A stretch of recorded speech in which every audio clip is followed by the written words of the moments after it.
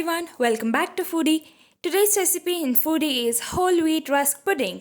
This is the best dessert for summer season and it is made with very less amount of ingredients. So let us see how to make this amazing delicacy. But before that, if you're new to the channel, don't forget to subscribe and give this video a thumbs up. Let's get started.